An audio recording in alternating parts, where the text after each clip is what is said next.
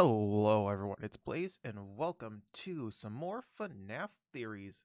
We actually got two because I never reacted to last month's, so we're going to do that one first. So, obviously, the phone guy apparently is the missing key. Apparently, I have no clue what their theory is. So, without delay, let's just start this and see what happens. We've all been wrong about Fnaf 1. Since its release, its place in the timeline has remained an unconfirmed mystery. But now we have the week before, a book set the week before the very first game. I Will have it that book. solve this 10-year-old mystery, or is it going to leave the timeline even more broken? Probably the latter. Hello, Internet. It always Welcome does. to Game Theory, the show that reads the Fnaf book so you don't have to. Like, seriously, why are there 25 of these things? So, Because why not? regardless of how I feel about the mere existence of these things, Scott is still pumping them out, and now we've got a new series of interactive novels starting officially with The Week Before. For those of you who don't know, The Week Before is Fnaf's legally distinct version of a choose-your-own-adventure book. They can't legally call it that because it's trademarked. Don't worry about it. Seriously? In this book, we take on the role of That is trademarked? By who and why? Like, what the hell? Like, that should not be copyrighted. Like, that's pathetic. Ralph, a Freddy's security guard working the night shift the week before FNAF 1. The same security guard that we hear during each night of FNAF 1.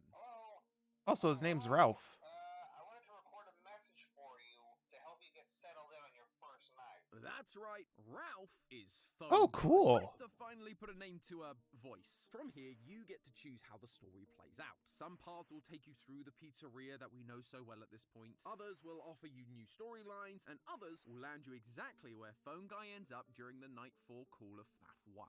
Dead.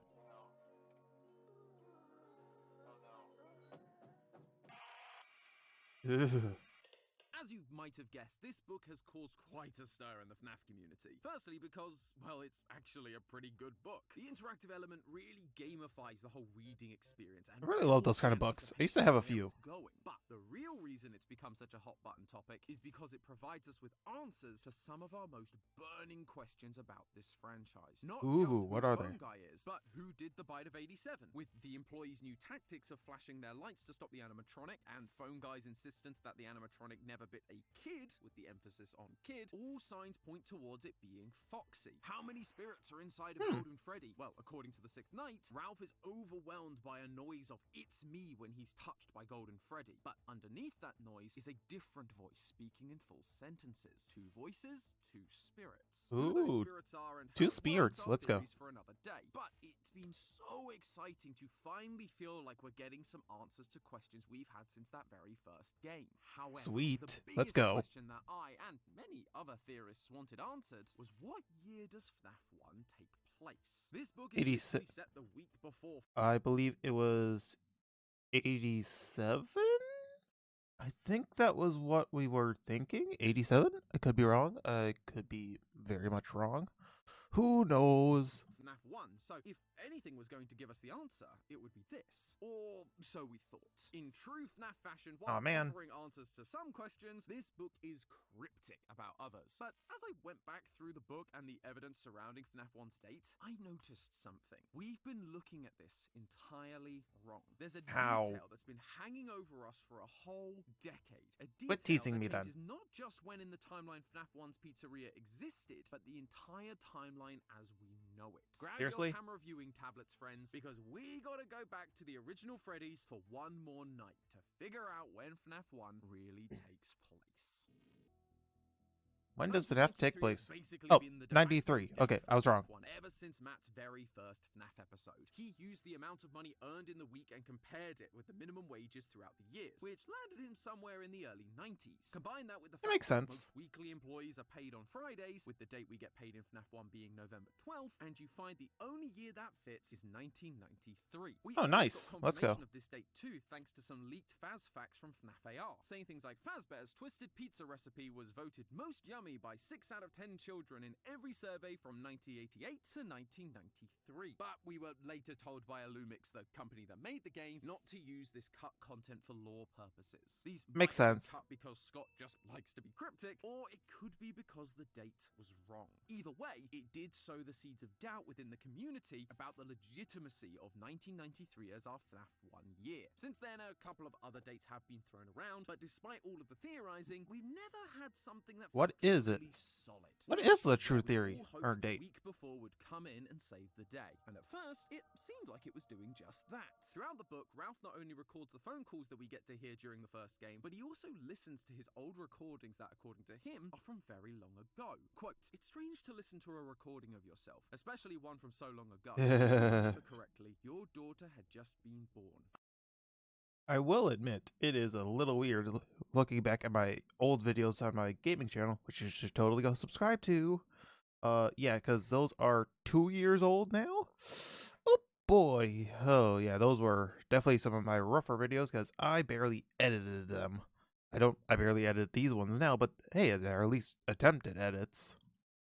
I know, it is strange listening to a recording of yourself. Welcome to my life, mate. At the very start of this story, we learned that Ralph's Yeah. daughter Capella is 11 years old. And so, if this recording was made around when she was born, and that initial recording says it's from Freddy Fazbear's Pizza, not Fredbear's Family Diner, then the earliest this game could take place is 11 years after Freddy's Oh, I was opening right. It was in 83. 1983, making the year 1994. Dang Now, it. there's always a chance that he recorded the calls a year or so before the opening, or he simply rounded up the year. The phrase "just been born" could mean sometime between Capella literally being born and being 12 to 24 months old, which would allow for 1993 to still fit the bill here. That is, if it wasn't for something YouTuber The Unwithered Truth pointed out. Ooh. They also did a whole video trying to figure out the year of FNAF 1, but they found an interesting detail. The page where we're told Ralph recorded these phone guy messages around when his daughter was born has 2 major faults. The first is that to get How? to this page, it requires some really odd pathway choices. By getting through to the 6th night on your first playthrough, you unlock a mobile phone which the book calls the bonus item. You then need to restart the book with the bonus item in your inventory. At various points, the book offers you a chance to use the bonus item, and you're encouraged to do so whenever this option is presented, because that leads to the Canon Fnaf 1 phone calls being recorded. However, to get to the page about when your daughter was born, you actually have to reject recording the night 1 phone call. On this new What? path, you instead need to call the voicemail service. But to do that, you need a code. This code is on the mobile phone's speed dial, but you would only know that if you had taken the previous prompt and used the bonus item to record the night 1 phone call. I'm so skipping this confused. voicemail section entirely. This is But so it confused. doesn't use the typical bonus item prompt. It just says if you have the 4-digit code. Without the bonus item, you'd never know what this code is. But if you have the bonus item, you'd have likely skipped this page and recorded the night 1 phone call. Yes, it is technically possible to do things this way, but it So flies in the confused. face of logic for the reader. Of course, you could just dismiss this as a small mistake, but then once you do Doubt get it. to the page about your daughter's age, we find another problem. It contains information that directly contradicts other information in the book. On this page, it tells you you've never brought Capella here, as in where you work, Freddy Fazbear's. Yet later on in the book, it says she's never gotten over the time you brought her to work to meet the animatronics when she was 7. Oh, Both of yeah. these things cannot be true. Either she's been to Freddy's or she hasn't. And so it makes it really difficult to lean on Capella's age as a defining piece of evidence. It really to settle this is hard. debate. Fortunately, there are a few other clues to help us out. 89? Throughout the book, it becomes clear that Ralph has a bit of an affinity for modern pop culture, specifically movies and TV shows. On page 147, he references The Goonies. On page 194, he punches in the code 1234, and when it's wrong, says that would be a combination an idiot would have on their luggage. The same line from the movie Spaceballs. When Ha. fighting against the animatronics, Ralph's daughter yells, "Try holy water, death breath," which comes from the movie The Lost Boys. This thing is full of references like this. Oh, and cool. they're That's cool. mostly from the 1980s. The Goonies was first released in 1985, Spaceballs was released in 1987, and The Lost Boys was also released in 1987. However, there is one year that comes up more commonly. On page 157, Ralph says how Bruce Willis makes crawling through vents look easy, referencing Die Hard from 1989. On page Oh. 176, he mentions watching Lethal Weapon movies, as in more than just the original, with the sequel coming out in 1989. He even 89. references an episode of Star Trek on page 8, Okay, Who Watches the Watcher, an episode that was released in in 1989. And finally, he mentions his daughter playing a Sega Genesis console, which was released in, you guessed it, 1989. Jeez. So it With all was of these 89? references to the same date, it really feels like the emphasis is on this year, especially given that none of these references come from media that goes beyond November 1989, the month which we know FNAF 1 takes place thanks to the paycheck. And if you remove the broken Neat. page about recording the phone calls when Ralph's daughter was born, you no longer need to worry about Freddy's being around 11 years prior, which makes 1989 feel like a really solid candidate, at least at first. As I Aw, said, there what's are wrong? a bunch of references in this book, but there's only one that is mentioned twice. Time to make the donuts. This is the catchphrase of Fred the Baker, a character from a bunch of Dunkin' Donuts commercials introduced in 1981. That What? feels pretty in line with what we've already established. It's just another 80s reference. Except Fred the Baker and his catchphrase extended beyond the 1980s. The last commercial with Fred saying his iconic line was 1997. Wow. Time to make the coffee, time to make the donuts. So while yes, the catchphrase did Wow, exist poor in Fred. the 80s, this means we can't rule out the possibility that it takes place sometime in the 90s. And to top it off, there's one other reference that throws a spanner into the 1989 idea. Disney. No, I'm Seriously? not kidding. What? Disney is canon in the FNAF universe. Damn you, that Some damn people go mouse. crazy for comparing their mascot designs to FNAF in our Ultimate Timeline, but here we are. Quote, you smile, thinking back on better times. For a while, you'd have said that Freddy Fazbear's Pizza was the happiest place on Earth, if you weren't worried about infringing on a trademark. The happiest place on Earth is, of course, the slogan for Disneyland, which opened in 1955. However, Jeez. a key detail in that line isn't the slogan. 1955? Holy crap. I know they just celebrated their 100-year anniversary last year, but still, it just... Oh my gosh, I did not realize Disneyland was that old. Oh my gosh. Slogan, but the kind of lawsuit Ralph is afraid of, trademark infringement. We spoke about trademarks in our recent Poppy Playtime I episode, watched that but one. the basic gist It was is good. that a person or business can trademark a phrase to stop others using it to sell their own products. In this case, it would be to stop other parks or franchises calling themselves the happiest place on Earth, as that could lead to visitors thinking they were visiting an official Disney attraction when actually they were going to a Murder Bear pizzeria. To get a trademark, you have to apply for it, making it an official legal thing that you own. And despite being around since 1955, Disney didn't actually register for that trademark until 1998. For Ralph Jeez. to be afraid of trademark infringement, this book, and therefore FNAF 1, has to take place after the trademark was filed in... This isn't a totally out there Really? for FNAF 1 either. I know Rye Toast has liked the idea of FNAF 1 being in 1998 for some time, mainly due to the Why? date given to us on the FNAF paychecks. In FNAF 1, we're paid on November 12th, and in FNAF 2, we're also paid on November 12th. Only this time, we know the year, 1987. That isn't a Friday as we initially discussed, but a Thursday, implying Fazbear Why? typically breaks the mold and pays on Thursdays. And another year with November 12th on a Thursday is Well, I get paid on a Thursday as well, so yeah, that's kind of no longer a whatever. I don't know where I'm going with this anymore. Oh, I ramble too much sometimes, but I still don't want to get copyright strike, so I go into ramble. as you might expect at this point, 1998. This date would also allow for Capellia's age to work if you wanted to include that detail, as 11 years prior is 1987, the same year as the grand reopening of Freddy's in FNAF 2. Finally, it also works with a line that has bugged us theorists for years. During night 1 of FNAF 1, Ralph's phone call mentions that these characters were, quote, forced to sing those same stupid songs for 20 years. 20 years prior to 1998 would have been 1978. Since Help Wanted 2, we have been aware that the franchise has existed since the 1970s. Okay, And in okay, the that makes center of sense. the Mimic teaser, Can't wait for we that game. saw the date 1979 pop up, very close to that 20 years prior. And just like So, does The Secret of the Mimic take place a year after FNAF was created in canon? Okay, that would actually be really cool, and I cannot wait for Secret of the Mimic. I probably am going to try do the VR version of it, because it apparently can be played on both. like it's possible he was rounding years for the phrase just been born, it's not too much of a stretch to believe he rounded up to 20 years when it was actually a year less, and it was 1979.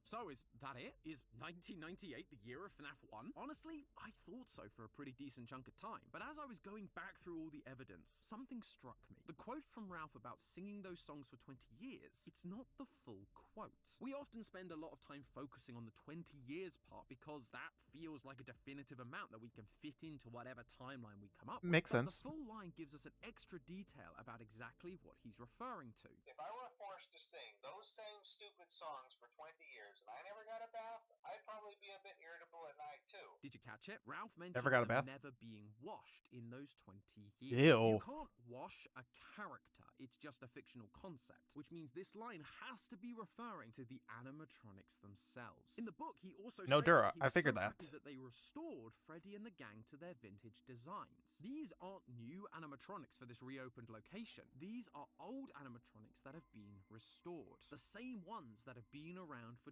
20 years. His joke about not getting a bath is just his explanation for why they smell, as during the Canon run of the week before, he never discovers What is the Canon truth run? about the kids' bodies being stuffed inside. Oh. Ralph's not talking about the characters of Freddy, Bonnie, Chica, and Foxy. He's talking about the physical animatronic. I will say, I kind of figured it was the animatronics themselves. Like, I don't know who else would have thought it was the characters, but me personally, I figured it was the animatronics because they were the ones able to sing it. Yeah, that honestly feels like a little bit of an insult to your intelligence, honestly, there, man. That feels a little rude. And that changes everything. Because if these four animatronics have to have been around for 20 years, then that means there's only one date FNAF 1 can be. 2003? We've seen that time and time again, Freddy Fazbear's Pizza was officially established in 1983. If the animatronics from FNAF 1 are supposed to be the same animatronics restored to their original vintage designs, then that would mean the earliest FNAF 1 could take place is 2003. I don't like that. But what about the Secret of the Mimic teaser? That showed the franchise was active in 1979. And that's true, but it's not taking into account the era of FNAF that game takes place in. In the books, the Mimic is invented as one of the earliest ever animatronics, designed to mimic the routines of others and wear whatever So costumes advanced. it needs in order to become that character. This is the So advanced for that era, I would say. costume era of FNAF, not that of fully fledged animatronics. Edwin, the creator of the Mimic in the books, is working on animatronics of the main four, but they haven't debuted yet. We saw the same thing at Steel Wool's PAX West booth where they showed a sneak peek of the game. On the walls was a poster saying Freddy Fazbear's Pizza, coming soon. The original animatronics have not yet taken center stage. They haven't started singing those silly songs yet, so the 20 years needs to start after they've debuted. Once again, pointing us to 1983 and therefore 2003. But what about the minimum wage or the paychecks or the references? It's true. Earning $120 for 5 nights of 6 hours work is $4 an hour. While Jeez, minimum that's wage in pathetic. 2003 is $5.15. Oh my I'd gosh. also point out that after completing the 6th night, you only get an extra 50 cents in overtime pay, which regardless of whether it's 1989, 1993, or 2003, is still way too low. That is illegal. I'm convinced Scott thought through the amount all that much. As for the dates, the 12th of November 2003 is a Wednesday, and so it doesn't line up with FNAF 2's pay schedule. The only explanation I could offer is that in the movie, Mike learns about the job on April 6th, 2000, a Thursday, and the next day calls Afton and starts the job on Friday night, making his 5th night and the day he would typically be paid Tuesday. So we can't necessarily guarantee Fazbear is paying on the same day of the week for all of those years. As for all of the references in the week before, well, just because references exist in the 1980s or the trademark was first established in 1998, it doesn't mean that's the only time those things can be mentioned. My dad only references Top Gun, which came out in 1986, despite the fact he goes to the cinema every other week. References like this can limit the earliest it can take place, but not necessarily how far into the future it goes. Yeah, if it is makes sense. 2003, this would mean that FNAF 1 takes place 16 years after the closure of 1987, which, if you're trying to revitalize a franchise, feels like an awfully long time to wait. Although, we all know the power of nostalgia with older audiences these days. As for the future plans of the franchise, this is where I'll admit things fall apart a little. FNAF 3 takes place 30 years after the closure of Freddy's, which would then become 2033. That isn't an issue by itself, but based on this poster and the calendar from Security Breach, it's been theorized that Security Breach takes place in 2035. That Whew, means boy. that FNAF 3, FNAF 6, Help Wanted, Special Delivery, and Security Breach all have to take place in 2 years. Yeah, no. That's a speedrun worthy of a Tetrabit video. Again, that 2035 date has only been theorized about, so there is a chance that, like our initial FNAF 1 date, it's also not correct. Though I will admit, it is annoying if Henry's message in FNAF 6 that was labeled HRY223 has nothing to do with the year of the recording and is just an arbitrary number. So, what now? We've examined the 3 options it feels like this book is trying to point us towards: 1989, 1998, or 2003. Out of the 3 dates, honestly, I feel like FNAF 1, the game itself, the pizzeria we play in, I feel like it would be 80 or 98. That one makes the most sense for it to be it. I don't know, to me it feels like that's where the date is, because 2003 seems way too late to do that one. 89 does make sense, but I don't know, but 89 is still a good contender, but my gut's saying 98. All of them have some pretty decent evidence supporting them, but they also have plenty of weaknesses. So, which one is the definitive true answer? This is where I'm sure many of you are waiting for me to pull out the trump card, the final piece of evidence You that don't will have settle one. this debate and give us an answer that no one was expecting. You don't have one. But the truth is, every time I tried to solve this paradox, there was always one piece of evidence that just didn't fit. If we agree it's 2003, then the paycheck days don't work, and Henry's message number means nothing. If we agree it's 1998, then the animatronics can't have been around for 20 years. There's just no winning. This book was clearly supposed to give us answers, but a few mistakes or contradictions here and there have made it impossible to do so. Yeah, And that is that so sucks. frustrating as a fan of this franchise. We spent the last few years begging for answers to this franchise, and over the last year, it really felt like Scott was answering our prayers, clarifying older details in the franchise. The Bite of 87 being revealed to be Foxy in the week before, the Spring Bonnie aerial on the Midnight Motorist car in 5 Laps at Freddy's revealed I don't think that's Pizza canon. Man from Midnight Motorist was Afton all along. Ditophobia revealed that the FNAF 4 nightmares were a result of hallucinogenic gas, not sound illusion discs. But when you actually stop and look at those now solved mysteries, outside of the immediate question, what did they actually solve?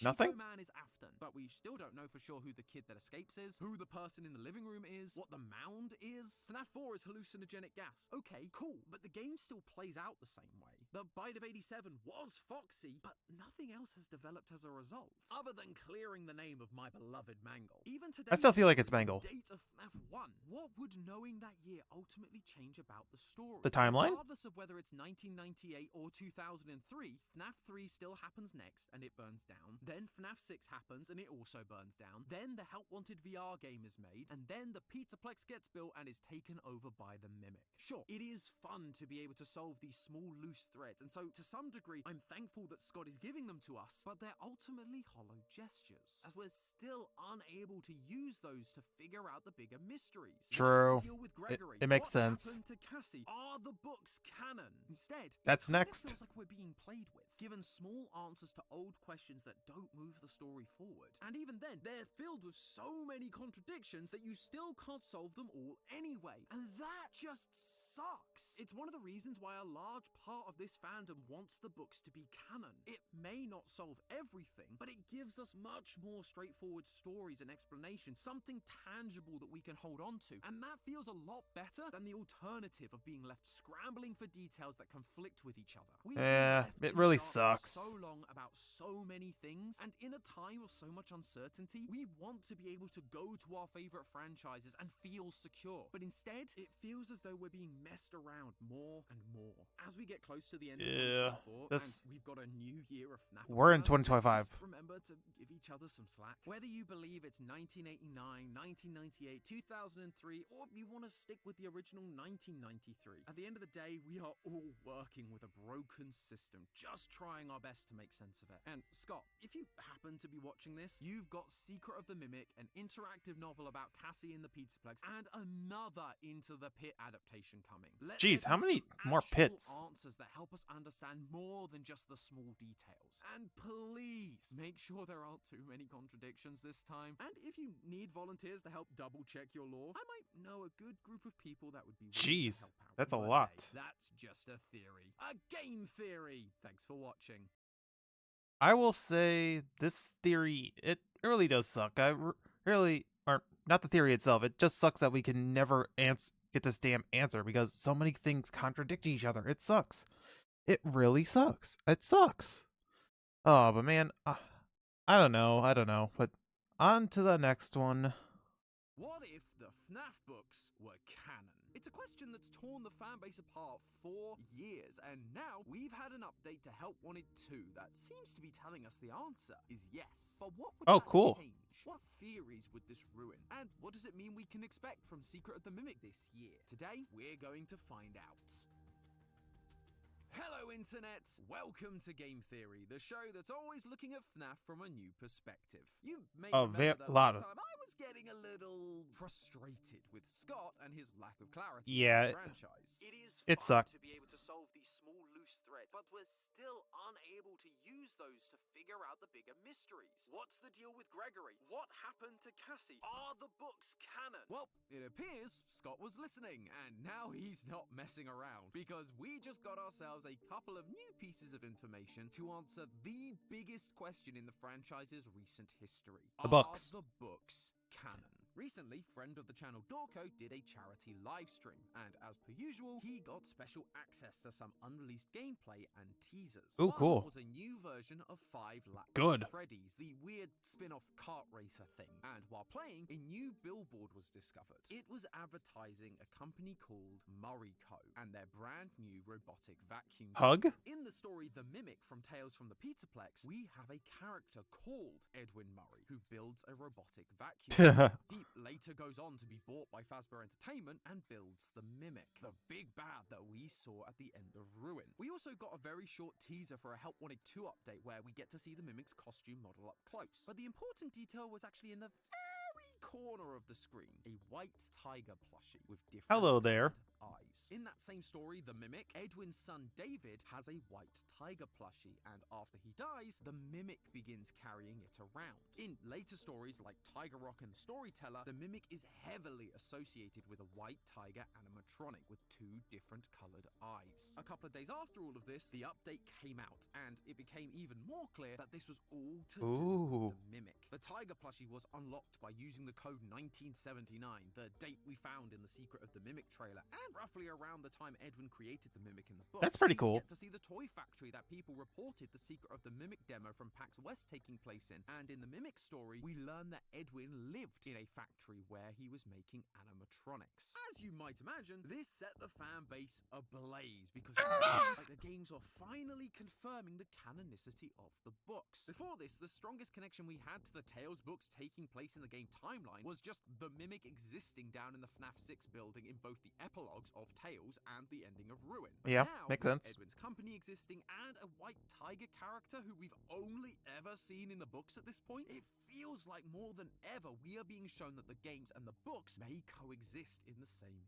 I will say, when Ruin was made, I feel like that's when the seeds started saying the books are canon.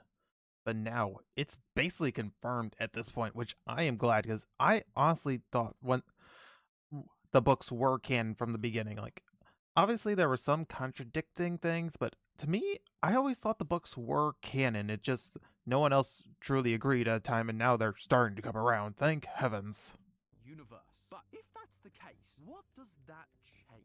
We've been A lot. theorizing about this franchise for a long time now, and we've never really considered the books to be canon to the game timeline. So, if the books are now being shown as canon, I wondered what dominoes begin to fall. Which of those theories get debunked? What parts of the story would we have a new perspective on? And what could that mean for future releases? A lot. So grab your Vanny masks once again, theorists, because we've got to take a look at I will say they really should make Vanny masks. Those things will sell like hotcakes. Fnaf in a whole new new way and ask the question, what if the books were canon? Let's start with the series of books that are most tied to this modern era of FNAF. Tales from the Pizzaplex. In case you don't know, this is a series of 8 books, each containing 3 short stories and an epilogue, with all the epilogues combining into one continuous story across all 8 books. That gives us 25 full stories, Wow, all of which take 25. place in a world where Freddy Fazbear's exists. Most commonly, it's some version of the Pizzaplex. You may have seen the term Tales games thrown around when talking about whether the books are canon to the games. Well, this is where that comes Tale from. games? Tales games boils down to these 25 Tales stories being completely one-to-one canon to the game. Oh, that's what it Fortunately, means. you don't need to know all 25 stories inside and out in order to get That poor man. Tales would change the game's lore. There are a That poor few man. stories that make small changes, but mostly it's just to provide clarity on parts of the story we weren't sure about. Stories like Help Wanted, where we learn about Steve Snodgrass, a game developer who made the original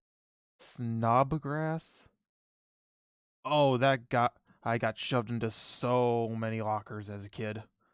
That is not a joke. I feel like he got shoved into every locker in his school. for Fnaf games for Fazbear Entertainment. Though we find out he's making them based purely on the rumors surrounding the business and his own memories. Plus, his mind is being affected by this little high-pitched noise, distorting the reality around him, and it's all coming from one little disc. If the books are canon, then this story would not only confirm the canon existence of sound illusion discs, everyone's favorite Fnaf gadget, but it would also 100% confirm I kinda like that it. canonically, the first 3 to 4 games are in-universe games. Now, we have known about this idea since the Help Wanted game. Fazbear Entertainment hired the game developer. Those indie games were designed to conceal and make light of what happened. This isn't just an attempt to rebrand. It's an elaborate cover-up. But what this changes is the reliability of those games for lore purposes. After the Help Wanted Yeah, that game, despite being told that these were in-universe games, it was unclear how one-to-one they were with reality. This story tells us that they were being made by someone who didn't know the true stories and whose mind was slowly being worn down. This allows for Scott and Steel Wool to retcon certain details from those games without them really being retcons. They're just something Steve made up. Obviously, if a modern entry confirms a detail from FNAF 1 to 4, then we can be sure it's likely true. And we actually get a good example of this. Dittophobia. This was the final story from Tales I really from the don't like that. Pizzaplex, and it involves a character named Rory, living in a What the house hell? that is described exactly like the FNAF 4 house. Rory believes he is a kid with a family, but as time goes on, it's revealed he's not a kid. He's grown up. The house is disgusting, and the entire place has been filled with a hallucinogenic gas coming from the underground bunker. Circus babies. We've wondered for a long time what was causing the nightmares in FNAF 4, whether it was sound illusion I still discs feel or like it's just that. an overwhelming sense of fear and guilt. But if these Animex. books are canon, the answer becomes clear. Honestly, in my opinion, the gas is probably the stupidest thing that the books have done. Like, obviously, there's Phasgoo and Agony Remnant or whatever it is. But in my opinion, I still feel like the combination of the hallucin or the soundness and the oh wow, I am forgetting his name. No, not Evan. Oh, whatever his name's. Basically the FNAF bully that, or Foxy Bro, whatever his name is. I forget his name. Oh, Michael, that was his name. The Michael's guilt and the sound disc were made the nightmares. That's my theory, and I believe that. Is it canon now? Obviously not, because the stupid gas now exists. Because in my opinion, that's one of the stupidest things. I don't know, but still, whatever. Clear. The nightmares are real, but it's the hallucinogenic gas that truly brings them to life. So that's hallucinogenic gas, sound illusion discs, and don't forget we have VR and AR in this world. There are 3 reality-altering tools on the table for this franchise. Basically, we can't trust anything we see in the games anymore. Then there's the more Pretty much. modern stories like GGY. This one focuses on a kid named Greg that is hacking Gregory. into the Pizzaplex animatronic. animatronics, leaving high scores in all the arcade machines, and is getting rid of any counselors, or anyone else, that gets too close to the truth. With That's his stupid. arcade and That's so admin stupid. sign-offs being GGY, it's almost certain that his That is so student was stupid. Gregory, as in our Gregory from Security Breach, which also makes Gregory Patient 46, the mysterious child from the therapy CDs we collect during Security Breach that also has a habit of getting rid of therapists. The final point of clarity here is that Greg refers to himself as the wizard's favorite apprentice during the story, as well as using the handle Dr. Rabbit, which feels like a mighty big hint that What? Gregory is working for Glitchtrap, just like Vanessa. Oh, this story is getting so convoluted. Oh. So that everything in Security Breach now makes zero sense because he wanted to escape, yet why now? Oh my gosh, everything is getting thrown upside down that I don't understand it now. To be fair, we've actually been on board with this idea for a while, so it hasn't really changed any of our theories. But if the books are canon, it just solidifies it more as fact rather than theory. The only thing we have to wonder now is whether he's still under Glitchtrap's control. Help Wanted 2 and Security Breach seem to be telling us that Vanessa is now free of Glitchtrap, and in Ruin, they are implied to be working together to help Cassie. So is Gregory also free now, or is he just playing the long con? Probably As I the said, latter. Those three stories don't really change much about the lore. They provide some clarity and add depth to certain lore aspects that were otherwise just dropped on us with no real explanation. But it doesn't really derail anything. However, that isn't the case for every story. And now we have to talk about the big three: the Mimic, the Storyteller, and the Epilogues. And if these stories are canon, it causes a drastic shift in how we look at this really? modern era of Not FNAF. good. A quick recap for those who don't know. These stories focus around the latest big bad of the series,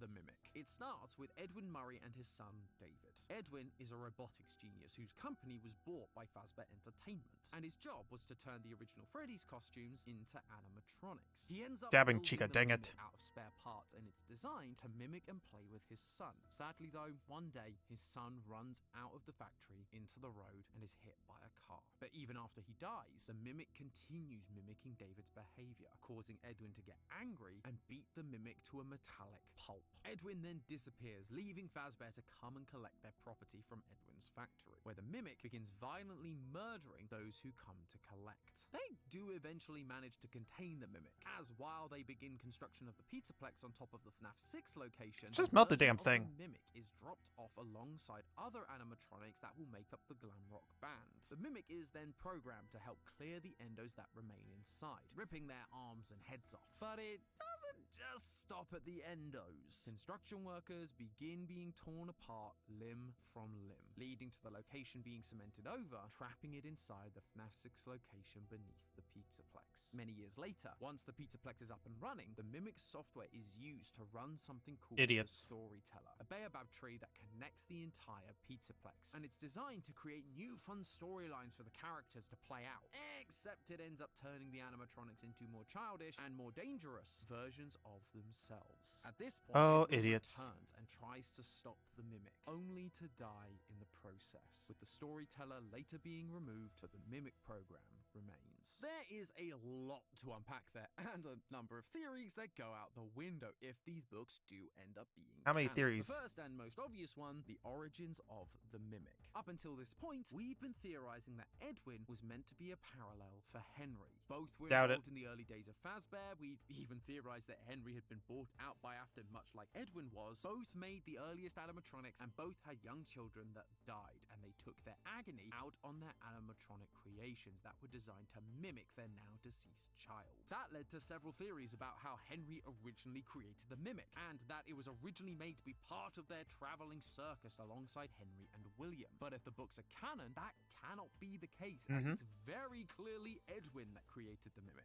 Now, that's not to say the Mimic couldn't have been used as part of the circus. We see Jackie from Secret of the Mimic is very much circus themed, but it just wasn't the reason it was created. Instead, that would have just been a retroactive useful. We That's also funny. had a theory about how the Mimic had been locked underground for a very long time, at least since the 1980s. After Henry disappeared, Afton went to collect what belonged to Fazbear, including the Mimic, and then used it to help create the Funtime animatronics, only for it to all go wrong and for it to kill his daughter. He Yeesh. then locked the Mimic underground and created a Blue Bunny Mixes to keep it locked away. Again, if the books are canon, this theory cannot be true, as the Mimic doesn't arrive at the Pizzaplex until construction on the Pizzaplex has already begun. There is still a chance that the Mimic was used by Afton to create the Fun Times, as they go to collect the Mimic just a few months after its creation sometime in the 70s, way before Afton's own spring locking. It just means that Elizabeth's death wasn't enough to make Afton go, maybe this isn't such a good idea, which I would say feels strange, but then again, this is the guy who tortured his own son with nightmare animatronics, Yeah. so it sadly tracks. Afton The is books an also reveal idiot. who is trying to revive Fazbear Entertainment, and turns out it's not an important or relevant character like Good Mrs. riddance. Afton, like we theorized about in our Fnaf timeline. Good We should riddance. Really do a new one of those. Let me know down in the comments if you'd like to see my updated version of this.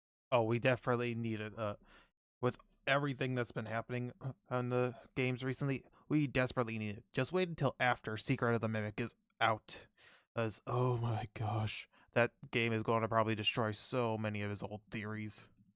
Anyway, instead, it's a random businessman called Mr. Burrows, and it turns out the reason the Pizzaplex was built on top of FNAF 6 and the reason the Mimic was given access to the Pizzaplex systems wasn't for some big master plan with Afton's old computer chips and burnt corpse. It was just a dumb business move made by someone who knew nothing about anything in order to achieve the main goal that you might expect makes from sense. a modern CEO, profits. And Makes because sense. Mr. Burrow dies alongside Edwin after installing the storyteller, which has clearly been removed by the time of security breach, that would imply that the messages we saw about Vanessa's hiring, despite her lack of qualifications, were almost certainly the Mimic's doing. Vanessa was possessed by the Mimic, aka Glitch Trap, and with Mr. Burrows dead, the Mimic had full control of Fazbear's systems, including emails. So when it says that her recommendation came from the top, it was likely the Oh, Mimic that makes using sense. Mr. Burrows' email to put its plan into motion. But what is the Mimic's plan? Well, at this point, it's just software. If it truly wants to continue Afton's legacy, it's going to need a body, and it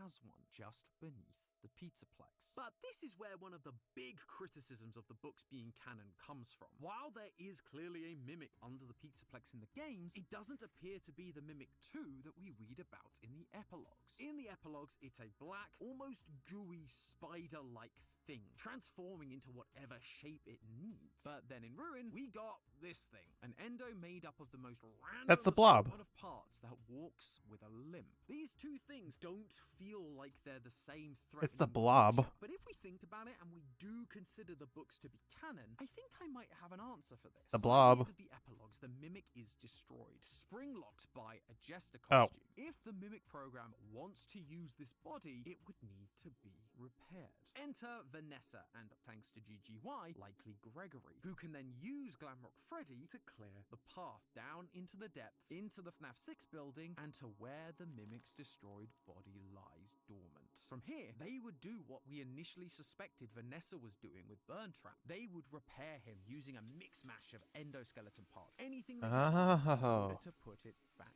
together. That could be why we see it limping before the chase scene. It's either still partially damaged, or it's just because the parts aren't its own, but a random assortment that's not fully balanced or calibrated. That would then tie That makes into sense. the ending we got from the new Help Wanted 2 update. We see Mixes driven away in a van that looks suspiciously like the one Gregory drove in one of the security breach endings. No. Mixes wasn't always underneath FNAF 6. After the events of Security Breach, it seems like both Gregory and Vanessa have been freed from the Mimic's control, but they know what's down there. They put it back together, and because of that, they know how to stop it. What we're seeing in this ending could be Gregory and Vanessa driving Mixes to the Pizzaplex, collecting it from the same place the Mimic came from, the MCM toy store and factory, Edwin's. That's why Gregory's backpack and walkie-talkie end up down with the Mimic, because they were installing Mixes to keep it locked away, only for the Mimic to learn Gregory's voice and trick Cassie into freeing it. What all of this amounts to is actually something we theorized a very I'm not sure long about time this, to be ago about honest. the future of this franchise. One that we've actually been quite disappointed hadn't seemed to have come to fruition since then. The soft reboot of the franchise. It basically By has. linking Edwin Canon to the games, and with the Mimic being the true identity behind Glitch Trap, it removes the parts both Afton and Henry played in our theories. We finally moved on from the original characters and About story time. of Henry versus Afton, and into a new era of new characters like Vanessa, Gregory, Cassie, and the Mimic. About Steel time. Ball era of games still uses the same rules and world as before, but it's more about the knock-on effects of those old characters' actions, rather than their direct input. And that's great. Ultimate Custom Finally. Night felt like a great ending to the story. Now, in retrospect, if the books are canon, we can truly split the series up and treat this as a new era separate from those original stories. However, if Tales is canon, this isn't the only thing that changes. There's one more story, one more The domino epilogue. that has to fall, and the story is called Frailty. Here we meet Frailty? a girl called Jessica, who has a special metallic necklace that when she scrapes off shavings and puts them on dying patients at a hospital, they get better. At the end of the story, she uses the last of this necklace and becomes a pile of scrap metal. The powers of this necklace are nearly identical to the power we saw from the necklace given to Sarah by Eleanor in the story To Be Beautiful. Sarah was eventually turned into a pile of scrap metal, but while she wore the necklace, she appeared completely human. The reason that How does that this make is such a sense? big deal is that To Be Beautiful isn't from Tales from the Pizzaplex. It's from Fazbear Frights, Yep. the previous collection of short stories. And if Eleanor becomes canonical, then at the very least, every story connected to her also becomes canonical. Oh, boy. Agony would become canon. Time-traveling ball pits would be canon. Oh, and boy. the Afton amalgamation, or the Agony, the thing everyone said Matt was insane for even suggesting to be part of the game's timeline, would indeed be canon. This idea Oh, boy. the fan base has dubbed Stitchline games because they all tie into the epilogues from those books surrounding a mysterious character called the Stitch Wraith. The Stitch Wraith is an endoskeleton that contains the souls of two children, Jake and Andrew. And Andrew is the more interesting one in terms of canonicity. Andrew How was so? killed by William as one of the 6 missing kids Oh. killed in 1985. Because of this, Andrew is angry, vengeful even, to the point where in The Man in Room 1280, he keeps a burnt and dying Afton alive in a hospital just to torture him inside his mind. That sounds familiar, almost as if it's exactly what happens in Ultimate Custom Night. Pretty A much. vengeful spirit torturing Afton for all eternity. For the longest time, we've attributed this role to Cassidy, the 5th missing kid, and a spirit possessing Golden Freddy. But if the Tales books are canon, which means that at least the Stitch Wraith stories are canon, that would mean that Andrew's spirit is more likely the one torturing Afton. The Man in Oh, Room so 1280 and confusing. Ultimate Custom Nights are happening at the same time. So Andrew confusing. is the vengeful spirit. I suppose that would explain why the one you should not have killed is referred to using male pronouns. He's here and always watching. The one you shouldn't have killed.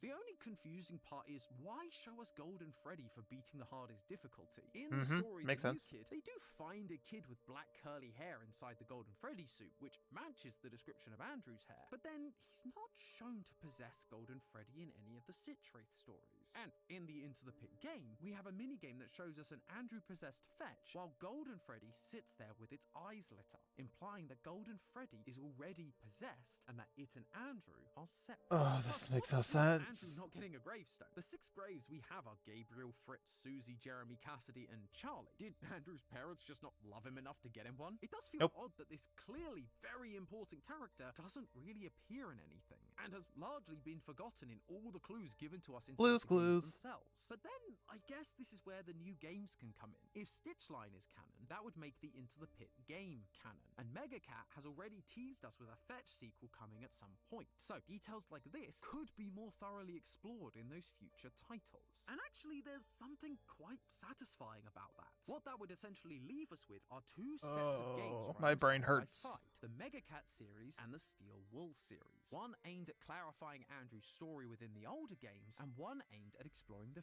future of the franchise's story. It all sounds so idyllic, doesn't it? It No. feels like a number of holes in the story do get filled No, in if the books are in fact canon. The question is, do I really think they are? Now, I don't be know remiss anymore. if I didn't talk about the other side of this canon coin just a little bit. While the appearance of a Tiger Rock plushie and Edwin's name on the sign do seem like compelling pieces of evidence towards the books being canon, there is a chance this is another Silver Eyes situation. In those books, we have William and Henry, but while they share a name with their in-game counterparts, they are decidedly different characters. In the games, Afton gets spring-locked and locked away in a back room, only being found 30 years later in Fnaf 3. While in the books, Afton survives his spring locking, isn't locked away, and goes on to pursue immortality. In the books, Henry unalives himself in 1985 when he can't take the grief of his daughter's death, while in the games, he sacrifices himself when burning down the FNAF 6 pizzeria, which is at least 30 years after the closure of Freddy's. Same characters, different stories. I'm And so there is a confused. chance we're seeing Oh, the my same head. thing happen here. Edwin definitely seems to exist in the main canon, but it may not be one-to-one with his book counterparts. Tiger Rock also seems to exist in the games and the books, but the story surrounding him and the Mimic might be slightly different. It's also worth noting that we were introduced to William Afton's name and Henry as a full character in the books first, and then later they showed up in the games, which is exactly what we've seen with the Mimic, a character that was introduced in the books first, then showed up in Ruin later. It's following a similar pattern. The truth is, either of not these sure. options is entirely possible. Right now, we just don't have enough evidence to say one way or the other with complete certainty. We're just gonna have to wait for Secret of the Mimic to hopefully learn more and get the answer. This was recorded before Tom got his copy of Return to the Pit, and more theories coming soon. Okay. Despite the existence of these items not confirming the book's canonicity 100%, I will say that the more I worked on this episode, the more open I became to this possibility. Like I said at the start of this episode, last time I asked Scott for clarity, and it feels like that's what we're getting. So I'd be silly not to take it seriously. Plus, if the books weren't meant to be canon, then including a Tiger Rock plushie and Edwin's name is just sowing discord for the sake of it, rather than Pretty actually much. trying to help clarify things. And I know Scott is known for being a bit of a troll, but it feels He really extremely is. even for him. By including them while not completely confirming anything, it does feel like we're being pointed in that direction. And as we've talked about today, that could be really helpful for explaining the mess that was Security Breach, Vanessa's original plan, who is running the Pizzaplex, and why the Mimic is different now than in the books. But I guess we're just going to have to wait and see when Secret of the Mimic comes out this year to know for sure. Maybe on April 6th, 2025, if the 4625 code from the New Help Wanted ending is anything to go by. But in the meantime, remember, makes sense. that's just a theory. A game theory! Thanks for watching. Now, I will say, the theory, in my opinion, it's okay theory. I feel like the Tales of the Pizzaplex books, those ones are canon, but the Fazbear Frights those aren't canon in my opinion. Like, those ones contradict so many things that my brain actually was starting to hurt as he was trying to explain it. Like, straight up, it was such a confusing mess to introduce those ones, like, in my opinion. So, in my opinion, I'm not considering the Fazbear Fright books as canon. The Tales of the Pizzaplex ones, those are canon in my opinion. Oh, but man, these books are so confusing. They help us out so much, yet confuse so many things.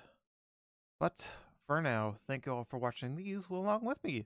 Till then, I'll see you in whatever I post next. Bye, guys.